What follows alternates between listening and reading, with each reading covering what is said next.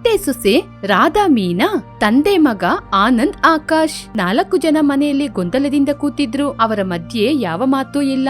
ಎಲ್ಲರೂ ನಿಶ್ಶಬ್ದವಾಗಿ ಕೂತಿದ್ರು. ಅವರ ಮನೆ ಮುಂದೆ ಟ್ರ್ಯಾಕ್ಟರ್ ತಗೊಂಡು ಡ್ರೈವರ್ ರಾಮು ಬಂದ್ರು. ಆಕಾಶಣ್ಣ ಬೇಗ ಬನ್ನಿ ಅಪ್ಪ, ಇವಾಗ್ಲೇ ತುಂಬಾ ಲೇಟ್ ಆಗೋಯ್ತು. ಈ ಬಾಳೆ ಎಲೆ ಲೋಡ್ ತಗೊಂಡು 65 ಕಿಲೋಮೀಟರ್ ನಾನು ಹೋಗ್ಬೇಕು. ಆದಷ್ಟು ಬೇಗ ಬನ್ನಿಪ್ಪ, ಬೇಗ ಬನ್ನಿ ಅಣ್ಣ. ಹೀಗೆ ಜೋರಾಗಿ ಕರಿತಾ ಇದ್ದ. ಆಗ ಆಕಾಶ್ ಎದ್ದು ನಿಂತ. ಅಪ್ಪ ಆಕಾಶ್, ರಾಮು ಬಳಿ ಹೋಗಿ, ಇವತ್ತಿಂದ ನಾನು ಕೆಲ್ಸಕ್ಕೆ ಬರೋದಿಲ್ಲ, ನಾವು ಒಂದು ತೀರ್ಮಾನ ತಗೊಂಡಿದ್ದೀವಿ, ಆಮೇಲೆ ಮಾತಾಡಿ ಹೇಳ್ತೀವಿ ಅಂತ ಹೇಳು. ಹಾಗಾದ್ರೆ ಒಂದ್ ಕೆಲ್ಸ ಮಾಡಿಯಪ್ಪ, ನಾನು ರಾಮು ಹತ್ರ ಹೋಗಿ ಹೇಳಲಿಕ್ಕೆ ಬದ್ಲು ನೀವೇ ರಾಮು ಹತ್ರ ಹೋಗಿ, ನೋಡು ರಾಮು, ನನ್ನ ಮಗನಿಗೆ ರಾತ್ರಿಯಿಂದ ಹೊಟ್ಟೆ ನೋವಾಗಿದೆ, ಆದ್ರಿಂದ ಅವನಿವತ್ತು ಕೆಲ್ಸಕ್ ಬರೋದಿಲ್ಲ, ನೀನೇ ಜೊತೆಗೆ ಯಾರನ್ನಾದ್ರೂ ಕೆಲ್ಸಕ್ಕೆ ಹುಷಾರಾಗಿ ಕರ್ಕೊಂಡೋಗು ಅಂತ ಹೇಳಿ. ಹೌದು ಮಾವ, ಅವ್ರು ಹೇಳ್ದಂಗೆನೇ ಮಾಡಿ. ಒಂದು ವೇಳೆ ನಾವು ಮಾತಾಡದ್ಮೇಲೆ ಏನಾದ್ರೂ ಬದಲಾವಣೆ ಇದ್ರೆ ಆಮೇಲೆ ನಾವು ಮಾತಾಡ್ಬೋದಲ್ವಾ? ನೀನು ಏನ್ ಮಾತಾಡ್ತಿದ್ದೀಯ ಅಂತ ಅರ್ಥ ಮಾಡ್ಕೊಂಡೆ ಮಾತಾಡ್ತಿದ್ದೀಯಮ್ಮ. ಮೀನಾ, ನೀನ್ ಸ್ವಲ್ಪತ್ತು ಮಾತಾಡ್ಬೇಡ ಇರು. ನೀವು ಹೋಗಿ ಮಗ ಹೇಳಿದ ಹಾಗೆ ರಾಮುಗೆ ಹೇಳಿ ಬನ್ನಿ. ರಾಮು ಆವಾಗ ಟ್ರ್ಯಾಕ್ಟರ್ ತಗೊಂಡು ಇಲ್ಲಿಂದ ಹೊರಟೋಗ್ತಾನೆ. ಆವಾಗ ನಾವು ನಿಧಾನವಾಗಿ ಮಾತಾಡ್ಕೊಂಡು ತೀರ್ಮಾನ ಮಾಡ್ಬೋದು. ಹೌದು ಮಾವಯ್ಯ, ನೀವು ಹೋಗಿ ರಾಮಣ್ಣನಿಗೆ ಹೇಳಿ ಬನ್ನಿ. ಆ ನಂತರ ನಾವೆಲ್ಲರೂ ಕೂತು ಒಂದು ತೀರ್ಮಾನವನ್ನು ತೆಗೆದುಕೊಳ್ಳೋಣ. ಸರಿಯಮ್ಮ, ನಾನೇ ಹೋಗಿ ಹೇಳಿ ಬರ್ತೀನಿ. ಅಪ್ಪ ಆಕಾಶ್, ನೀನ್ ಇಲ್ಲೇ ಇರು. ಹಾಗೆ ಹೇಳಿ ಆನಂದ್ ಅಲ್ಲಿಂದ ಹೊರಗಡೆ ಬಂದ. ಆನಂದಯ್ಯ, ಆಕಾಶಯ್ಯನ ಕರೀರಿ, ನಾನ್ ಬೇಗ ಹೋಗ್ಬೇಕು. ಯಜಮಾನ್ರು ಫೋನ್ ಮೇಲೆ ಫೋನ್ ಮಾಡ್ತಾ ಇದ್ದಾರೆ, ಬಾಳೆ ಎಲೆ ಲೋಡ್ ತಗೊಂಡೋಗಕ್ಕೆ ಲೇಟ್ ಆಗುತ್ತೆ. ರಾಮು, ನನ್ ಮಗ ರಾತ್ರಿಯಿಂದ ಹೊಟ್ಟೆ ನೋವಲ್ಲಿ ಒದ್ದಾಡ್ತಾ ಇದ್ದಾನೆ, ಇವತ್ತು ಬರೋದಿಲ್ಲ ರಾಮು. ನೀನು ಟ್ರ್ಯಾಕ್ಟರ್ ತಗೊಂಡು ಹೋಗು, ಅವನಿಗೆ ಹುಷಾರಾದ್ಮೇಲೆ ಹೇಳಿ ಕಳಿಸ್ತೀನಿ, ಆವಾಗ ಬಂದು ಕರ್ಕೊಂಡೋಗು. ಸರಿ ಅಯ್ಯ. ಹೀಗೆ ರಾಮು ಗಾಡಿಯನ್ನು ತೆಗೆದುಕೊಂಡು ಅಲ್ಲಿಂದ ಹೊರಟ. ಆನಂದ್ ಮನೆಯೊಳಗೆ ಬಂದು ಎಲ್ಲರ ಜೊತೆ ಸೇರಿ ಕೂತ್ಕೊಂಡ್ಬಿಟ್ಟ. ಬಾಳೆ ಎಲೆಯಲ್ಲಿ ಬಿರಿಯಾನಿ ಮಾಡಿ ವ್ಯಾಪಾರ ಮಾಡೋಣ ಅಂತ ನಿಮ್ಮ ಇಬ್ಬರಲ್ಲಿ ಯಾರಿಗೆ ಈ ಯೋಚನೆ ಬಂತು ಹೇಳಿ? ಹೀಗೆ ಆನಂದ್ ಕೇಳಿದ ತಕ್ಷಣ ಸೊಸೆಯಾದ ಮೀನಾ ರಾಧಮ್ಮನ ತೋರ್ಸುದ್ಲು.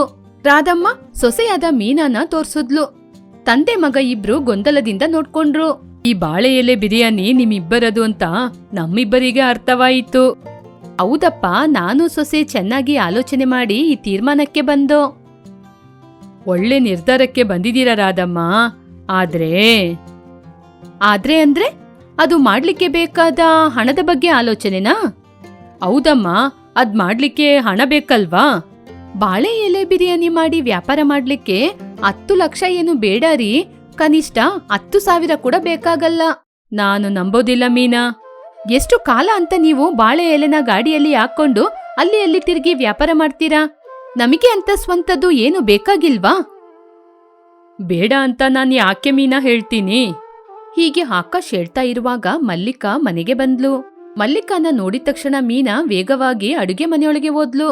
ಅದನ್ನು ನೋಡಿದ ರಾಧಮ್ಮ, ಅಮ್ಮ ಸೊಸೆ, ನಿನ್ ಚಿಂತೆ ಮಾಡ್ಬೇಡ, ನಾನೋಗಿ ಮಲ್ಲಿಕನಿಗೆ ಹೇಳಿ ಬರ್ತೀನಿ. ರಾಧಮ್ಮ ಹೊರಗೆ ಬಂದ ಮಲ್ಲಿಕನ ಬಳಿ ಬಂದ್ರು. ಮಲ್ಲಿಕಾ ಮೀನಾ ಇಬ್ಬರು ಒಂದು ಬಿರಿಯಾನಿ ಸೆಂಟರ್ ಅಲ್ಲಿ ಕೆಲಸ ಮಾಡ್ತಿದ್ರು. ಯಾವಾಗಲೂ ಇಬ್ಬರು ಬೆಳಿಗ್ಗೆ ಒಟ್ಟಿಗೆ ಹೋಗಿ ಒಟ್ಟಿಗೆ ಬರ್ತಿದ್ರು. ಹಾಗೇನೆ ಆ ದಿನ ಮೀನನ್ ಜೊತೆ ಸೇರಿ ಕೆಲ್ಸಕ್ಕೆ ಹೋಗೋಣ ಅಂತ ಬಂದಿದ್ಲು. ಮಲ್ಲಿಕಾ, ಚೆನ್ನಾಗಿದ್ಯಮ್ಮ? ಚೆನ್ನಾಗಿದ್ದೀನಿ ದೊಡ್ಡಮ್ಮ. ಮೀನಾ ಇನ್ನೂ ರೆಡಿಯಾಗಿಲ್ವಾ? ಆ ಮಲ್ಲಿಕಾ, ನಿನಗ್ ಗೊತ್ತಿಲ್ಲ ಅಲ್ವಾ, ನನ್ ಸೊಸೆಗೆ ರಾತ್ರಿಯಿಂದ ತುಂಬಾ ಹೊಟ್ಟೆ ನೋವಮ್ಮ.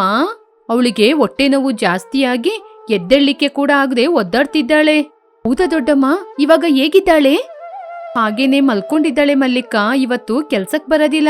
ನಿಮ್ಮ ಓನರಿಗೆ ಹೇಳಮ್ಮ, ಹೊಟ್ಟೆ ನೋವು ಕಡಿಮೆ ಆದ್ಮೇಲೆ ಬರ್ತಾಳೆ ಅಂತ. ಸರಿ ಸರಿ ದೊಡ್ಡಮ್ಮ, ನಾನು ಹೋಗ್ಬರ್ತೀನಿ. ಹಾಗೆ ಹೇಳಿ ಮಲ್ಲಿಕಾ ಅಲ್ಲಿಂದ ಹೊರಟೋದ್ಲು. ರಾಧಮ್ಮ ತಿರುಗಿ ಮನೆಯೊಳಗೆ ಬಂದ್ಲು.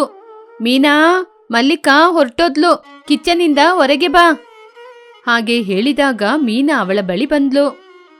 ಇಲ್ ನೋಡಪ್ಪ, ನಾನು ಸೂಪರ್ ಮಾರ್ಕೆಟಲ್ಲಿ ಮೀನಾ ಬಿರಿಯಾನಿ ಸೆಂಟರ್ ಅಲ್ಲಿ ಇನ್ ಮುಂದೆ ಕೆಲಸ ಮಾಡೋದಿಲ್ಲ ಅಂತ ತೀರ್ಮಾನ ಮಾಡಿದೀವಿ. ಹಾಗೇನೆ ಜನಗಳು ಎಲ್ಲಿ ಜಾಸ್ತಿ ಓಡಾಡ್ತಾರೋ ಅಲ್ಲಿ ಬಾಳೆ ಎಲೆ ಬಿರಿಯಾನಿನ ಮಾರೋಣ ಅಂತ ತೀರ್ಮಾನ ಮಾಡಿದೀವಿ. ಅಪ್ಪ, ಅಮ್ಮ ಹಾಗೆ ಮಾತಾಡ್ತಿದ್ದಾರೆ, ನೀವು ಏನು ಮಾತನಾಡದೆ ಕೂತಿದ್ದೀರಾ? ನನಗೇನೋ ಇವರ ಮಾತು ಕೇಳಿದ್ರೆ ಅತ್ತೆ ಸೊಸೆ ಸೇರಿ ಒಳ್ಳೆ ತೀರ್ಮಾನ ತಗೊಂಡಿದ್ದಾರೆ ಅಂತಾನೆ ಅನ್ಸ್ತದೆ. ನಾನು ಅವರಿಗೆ ಸಹಾಯ ಮಾಡ್ತೀನಿ, ನೀನು ಕೂಡ ಒಂದು ಒಳ್ಳೆ ತೀರ್ಮಾನ ತಗೋ.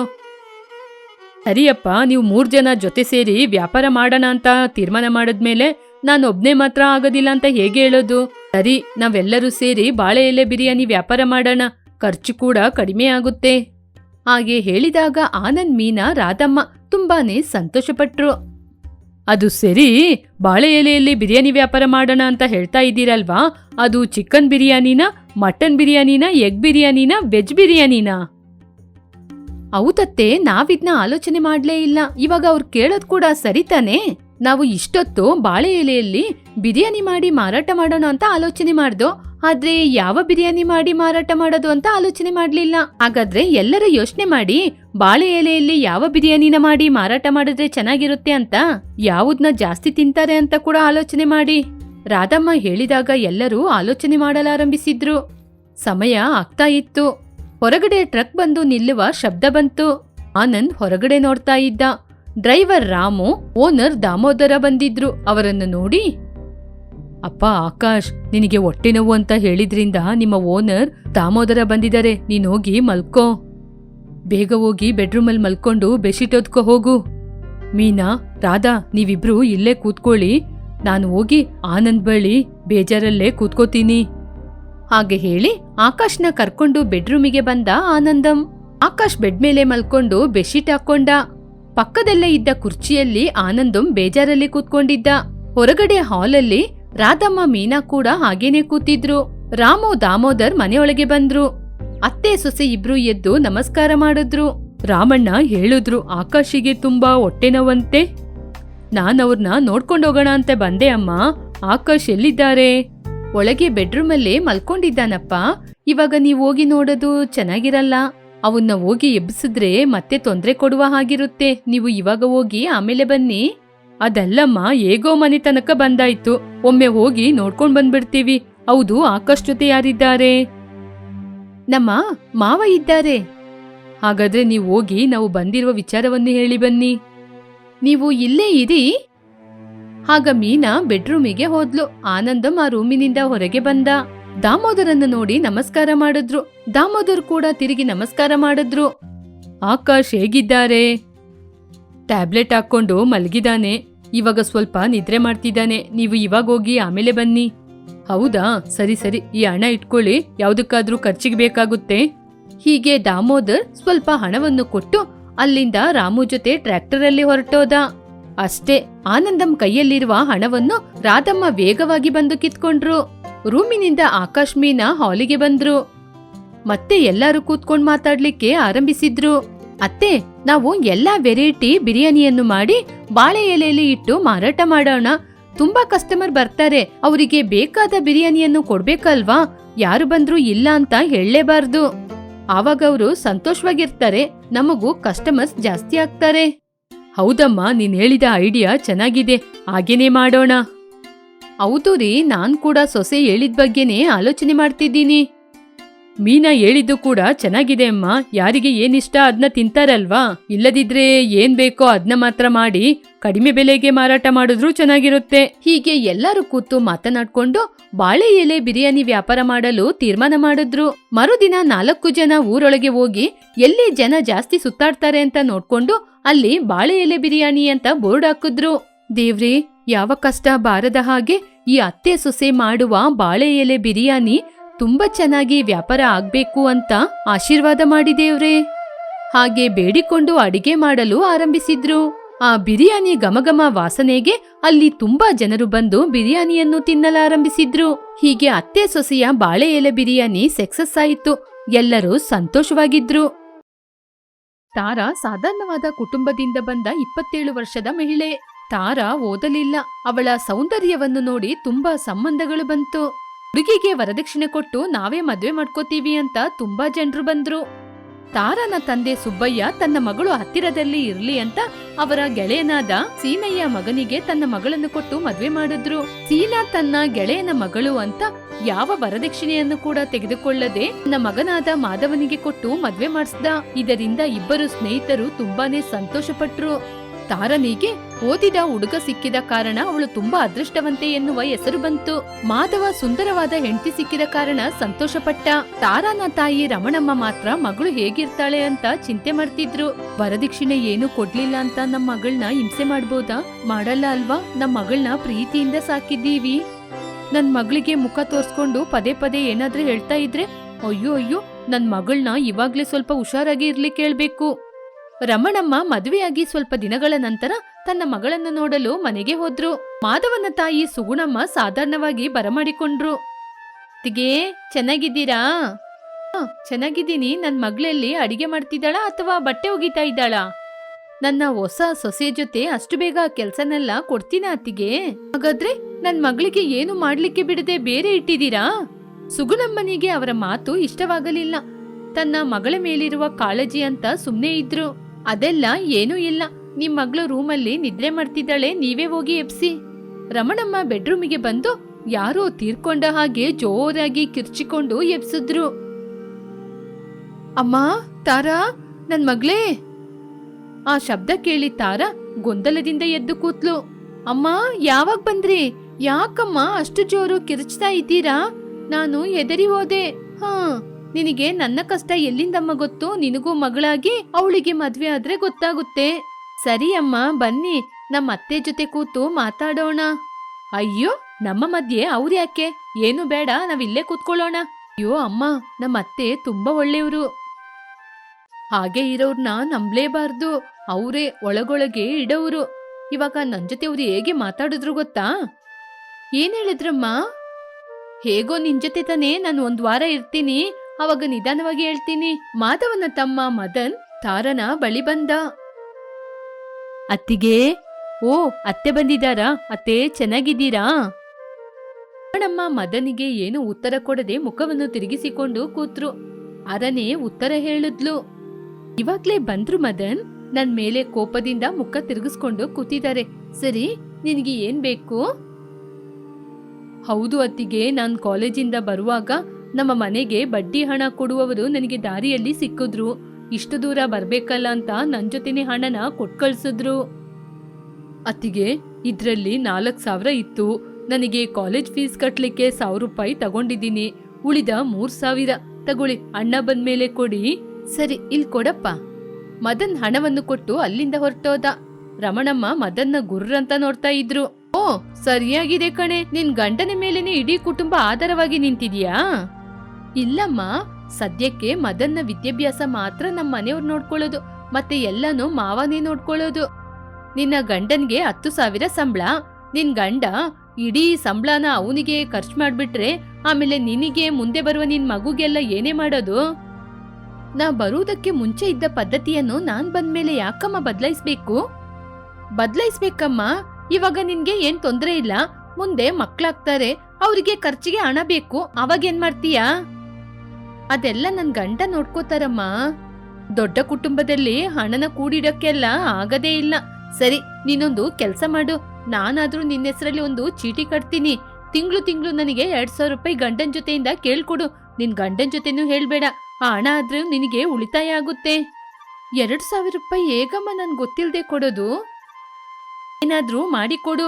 ಹಾಗೆ ನೀನ್ ಕೊಡದಿದ್ರೆ ಆಮೇಲೆ ನಾನ್ ಸತ್ತೋಗಿರುವ ಹಾಗೇನೆ. ಏನೆಲ್ಲ ಹೇಳಕ್ ಬರ್ಬೇಡ. ಅಯ್ಯೋ ಅಮ್ಮ, ಯಾಕೆ ಏನೇನೋ ಮಾತಾಡ್ತಾ ಇದ್ದೀರಾ? 2,000 ರೂಪಾಯಿ ಆಗೋದಿಲ್ಲ, 1,000 ರೂಪಾಯಿ ಆದ್ರೂ ಕಳ್ಸ್ಕೊಡ್ತೀನಿ. ಅದಕ್ಕೆ ಏನೇನೋ ಮಾತಾಡ್ಬೇಡಿ.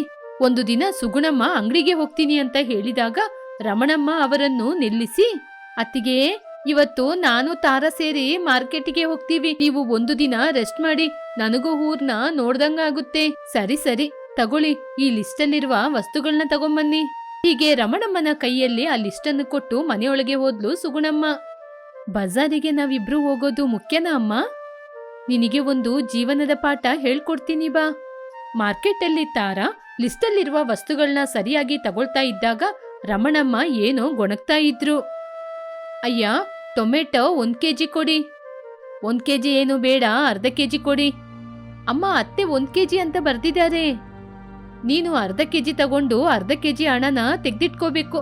ಅದೇ ಉಳಿತಾಯ ಮಾಡೋದು ಅಂದ್ರೆ. ಸರಿ, ಹಸಿಮೆಣಸು 1 ಕೆಜಿ ಕೊಡಿ. ಅದು ಕೂಡ ಅರ್ಧ ಕೆಜಿನೇ ಸಾಕು ತಗೋ. ಅಮ್ಮ, ವಾರ ಇಡೀ ಬೇಕಲ್ವಾ? ಎಲ್ಲಾ ಸಾರಿಗೂ ಹಾಕ್ತಾರೆ. ಪರವಾಗಿಲ್ಲ, ಅವರಿಗೆ ಬೇಕಂದ್ರೆ ಅವ್ರು ಖಾರ ಹಾಕೊಳ್ಳಿ. ನಿನಗೆ ಖಾರ ಅಭ್ಯಾಸ ಇಲ್ಲ ಅಂತ ಸ್ವಲ್ಪ ಹಾಕು ಸಾಕು. ಇದನ್ನು ಉಳಿತಾಯ ಅಂತ ಹೇಳಲ್ಲ, ಜಿಪುಣ ಅಂತಾರೆ. ಹೀಗೆ ಪ್ರತಿಯೊಂದು ವಿಚಾರದಲ್ಲೂ ಹೇಗೆ ಹಣವನ್ನು ಉಳಿತಾಯ ಮಾಡೋದು ಅಂತ ಹೇಳಿಕೊಟ್ಟು ಅವರ ಮನೆಗೆ ಹೊರಟೋದ್ರು. ಆದ್ರೆ ತಾರಾ ಹಾಗೆ ಎಲ್ಲ ಮಾಡ್ಲಿಲ್ಲ. ಆದ್ರೂ ತನ್ನ ತಾಯಿಗೆ ಸ್ವಲ್ಪ ಹಣವನ್ನು ಕಳ್ಸಿಕೊಡ್ತಿದ್ಲು.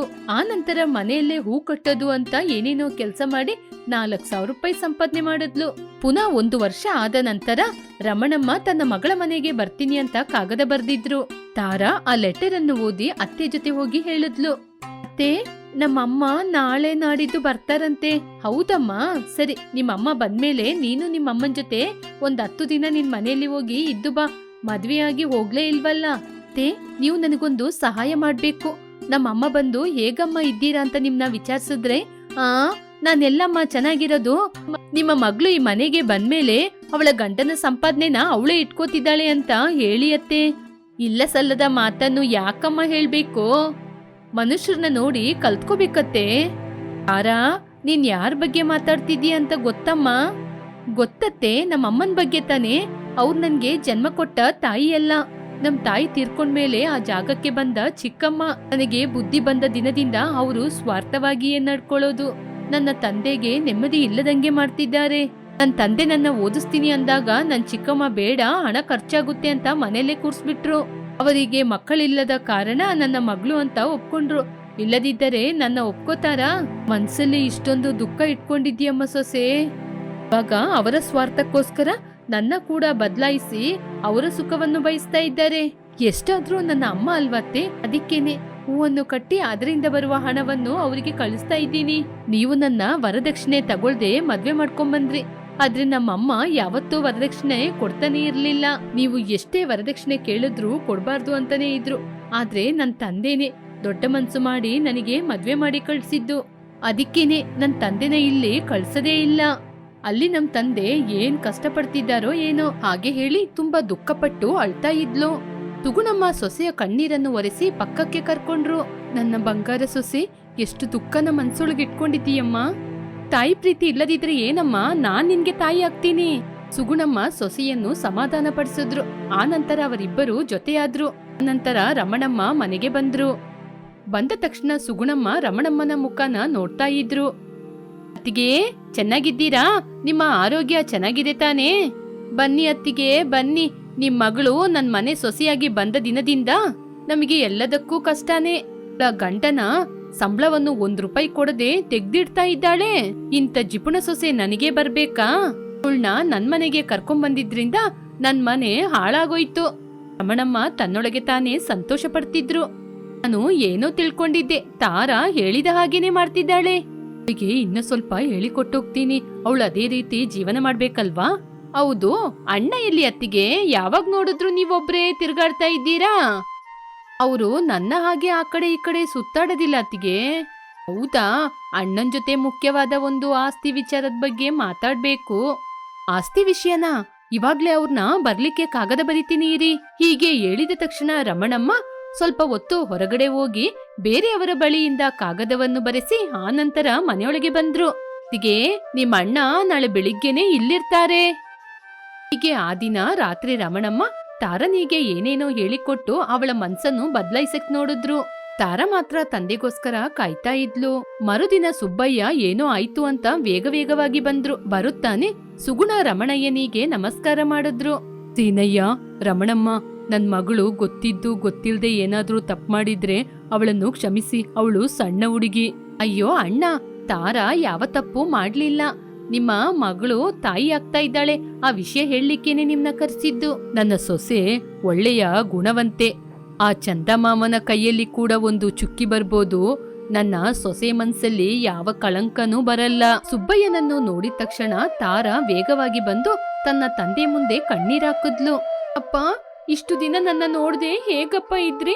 ನನಗೆ ನಿಮ್ನ ನೋಡ್ಬೇಕು ಅಂತ ಎಷ್ಟು ಆಸೆ ಆಗ್ತಿತ್ತು ಗೊತ್ತಾ? ನಾನು ಬರ್ಬೇಕು ಅಂತಾನೆ ಇದ್ದೆ ಕಣಮ್ಮ. ನಿಮ್ಮಮ್ಮ ನನ್ನ ಬರ್ಲಿಕ್ಕೆ ಬಿಡ್ಲಿಲ್ಲ. ನೀನ್ ಇಲ್ದೆ 20 ದಿನ ನನ್ ಮನೆಯಿಂದ ಹೊರಗ್ ಬರ್ಲಿಲ್ಲ. 7 ತಿಂಗಳು ನಿನ್ನ ನೋಡ್ದೆ ಎಷ್ಟು ಕಷ್ಟಪಟ್ಟಿದ್ದೀನಿ ಗೊತ್ತಾ? ಸುಬ್ಬಯ್ಯ ಮಗಳ ಕೈಯನ್ನೇ ಹಿಡ್ಕೊಂಡು ಅಳ್ತಾನೇ ಇದ್ರು. ತಾರಾ ತನ್ನ ತಂದೆಯನ್ನು ಕರ್ಕೊಂಡೋಗಿ ತಿನ್ನಲು ಟಿಫಿನ್ ಕೊಟ್ಲು. ತಂದೆ ಬರ್ತಾ ಇದ್ದಾರೆ ಅಂತ ಅತ್ತೆ ಹೇಳಿದ ತಕ್ಷಣ ತಂದೆಗೋಸ್ಕರ ತಂದೆಗೆ ಇಷ್ಟವಾದ ಎಲ್ಲಾ ಅಡುಗೆಯನ್ನ ಅವಳು ಮಾಡಿದ್ಲು. ಹೀಗೆ ಅವಳ ತಂದೆಗೆ ಪ್ರೀತಿಯಿಂದ ಬಡಿಸಿದ್ಲು. ಅದನ್ನು ನೋಡಿ ಸುಗುಣ ಸೀನಯ್ಯ ಸಂತೋಷಪಟ್ರು. ಅವಾಗ ನಿದ್ರೆಯಿಂದ ಎದ್ದು ಬಂದ ರಮಣಮ್ಮ ಅವನನ್ನು ನೋಡಿ ಅವಳು ಕೂಡ ಬೇಗ ಬೇಗ ಊಟ ಹಾಕು ಅಂತ ಬಂದು ಊಟ ಮಾಡಿದ್ಲು. ನನ್ನ ನಿದ್ರೆಯಿಂದ ಎಬ್ಬಿಸದೆ ನಿನ್ ತಂದೆಗೆ ಮಾತ್ರ ಅಡಿಗೆ ಮಾಡಿ ಆಗ್ತಾ ಇದ್ದೀಯಾ? ಏನೇ ಆದ್ರೂ ನೀವಿಬ್ರು ಒಂದೇ, ನಾನ್ ಮಾತ್ರ ಬೇರೆ ತಾನೇ? ಹೀಗೆ ಮಾತಾಡ್ಕೊಂಡೆ ಪುಳಿಯೋಗರೆ, ಸಕ್ಕರೆ ಪೊಂಗಲ್ ಎಲ್ಲವನ್ನೂ ಖಾಲಿ ಮಾಡಿದ್ಲು. ರಮಣಮ್ಮನಿಗೆ ಒಂದು ಭಯ ಇತ್ತು. ಯಾರಾದ್ರೂ ತೀರ್ಕೊಂಡ್ರೆ ಆವಾಗ ಅವ್ರಿಗಿಟ್ಟ ಊಟವನ್ನು ತಿಂದ್ರೆ ಅವರು ನಮ್ಮನ್ನು ಬೆರ್ಸಾಡ್ತಾರೆ ಅಂತ. ಅದಕ್ಕೆ ಅಂತವರ ಮನೆಯಲ್ಲಿ ಊಟ ಆಗ್ಲಿ, ಅಂತಹ ಊಟವನ್ನಾಗ್ಲಿ ತಿನ್ನೋದಿಲ್ಲ. ತಾರಾ, ತುಂಬಾ ಚೆನ್ನಾಗ್ ಮಾಡಿದೀಯಾ. ಸಕ್ಕರೆ ಪೊಂಗಲ್ ಸೂಪರ್ ಆಗಿದೆ. ಅಯ್ಯೋ ಅಮ್ಮ, ಇದು ಇಲ್ಲಿ ಮಾಡಿದ್ದಲ್ಲ, ಪಕ್ಕದ ಮನೆಯಲ್ಲಿ ಮೊನ್ನೆ ಒಬ್ರು ತಾತ ತೀರ್ಕೊಂಡ್ರು, ಅವರ ಮನೆ ಕಾರ್ಯದಲ್ಲಿ ಮಾಡಿದ್ದು. ಇದನ್ನೆಲ್ಲ ಅವರೇ ಕಳ್ಸಿದ್ದು. ಆ ವಿಷಯ ಹೇಳೋಣ ಅಂತ ನೋಡಿದ್ರೆ ಅಷ್ಟ್ ಬೇಗ ತಿನ್ಬಿಟ್ರಿ. ಆ ವಿಷಯ ಹೇಳಿದ ತಕ್ಷಣ ರಮಣಮ್ಮನಿಗೆ ಗಂಟ್ಲೆಲ್ಲ ಒಣಗೋಯ್ತು. ಏನು, ಸತ್ತೋದವರಿಗೆ ಬಡಿಸಿದಂತಹ ಊಟನ ಇದು? ಇವಾಗ ಆ ಆತ್ಮ ನನ್ನ ಹಿಂದೆನೆ ಬಂದ್ರೆ, ಅಯ್ಯೋ ದೇವ್ರೆ, ಇನ್ನು 1 ನಿಮಿಷನೂ ನಾ ಈ ಊರಲ್ಲಿ ಇರೋದಿಲ್ಲ, ಇವಾಗ್ಲೇ ಊರಿಗೆ ಹೋಗ್ತೀನಿ. ಆ ಮಾತನ್ನು ಕೇಳಿ ತಕ್ಷಣ ರಮಣಮ್ಮ ತನ್ನ ಬ್ಯಾಗನ್ನು ತೆಗೆದುಕೊಂಡು 1 ನಿಮಿಷ ಕೂಡ ನಿಲ್ಲದೆ ಹೊರಟೋದ್ರು. ಅವಳನ್ನು ನೋಡಿ ತಾರಾ ಮತ್ತು ಸುಬ್ಬಯ್ಯ ಬಿದ್ದು ಬಿದ್ದು ನಗ್ತಾ ಇದ್ರು.